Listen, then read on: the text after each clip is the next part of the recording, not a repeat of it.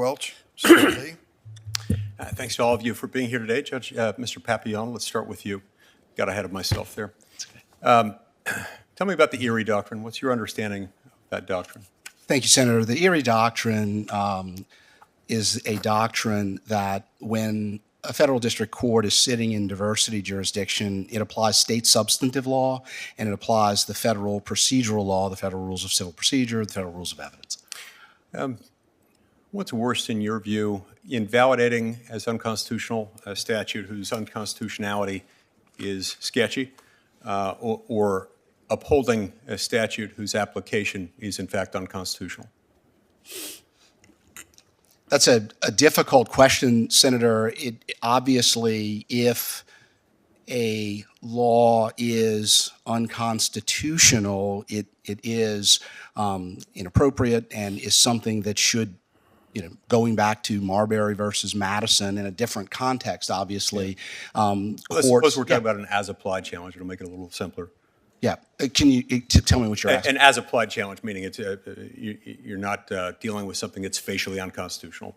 So what's worse in that circumstance? Upholding the application of a statute as to which it might be an unconstitutional application and is, or improperly holding something unconstitutional as applied when it's not. Is either one more defensible than the other?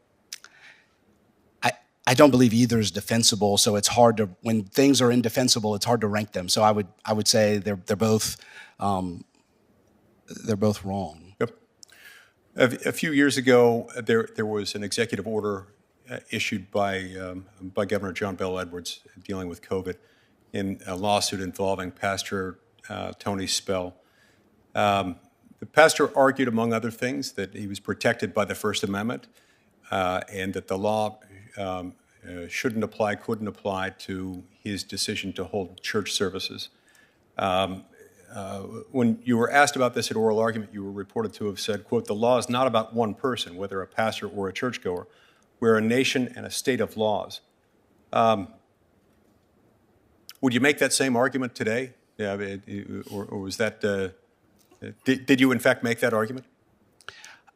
That sounds like a familiar argument. I think I would argue a lot of things differently, I think, in that particular case. That was a very difficult and challenging case for the state of Louisiana and for religious liberty, Senator. Okay.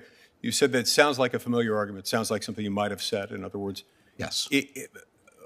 Why is that appropriate? I mean, the First Amendment is there almost entirely for people making the argument as just one person, as the challenger. The whole reason we even need it is because it's there to protect people in expressing unpopular beliefs, in believing unpopular things. And so I don't understand why you would think that was a good argument to make, that the law isn't about one person. We're a nation and a state of laws. I mean, that's the whole point, is to, in some circumstances, penetrate the law to protect the individual, is it not? Senator, in that particular case, to add context, this was a case that the state of Louisiana brought against a man of faith during the pandemic. Who just wanted to have church. He wanted to have church services, and you prosecuted him for that. And there was an executive order issued by the governor at a time, as you're aware, when the Lukumi decision and the Jacobson versus Massachusetts decisions were not necessarily, in that particular context, the most helpful tools for states. And my role was not the most helpful tools because they went against the state's interests.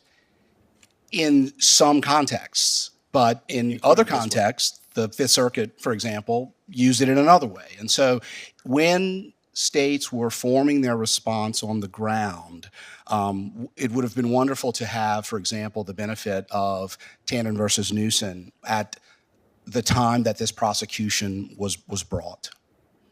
Okay. That part is concerning to me because it's the whole reason we've got them. It's the only reason we have them. Judge Hersom, what's the standard for diversity jurisdiction? In federal court, the diversity jurisdiction, forgive me, I pledge not to do that. In federal court, the parties need to be from separate states, and the amount in controversy needs to be $75,000 or more. Okay. Thank you very much. I see my time's expired. Thank you very much, Senator Lee. We're going to make an exception to our procedure because our colleague, Senator Blumenthal,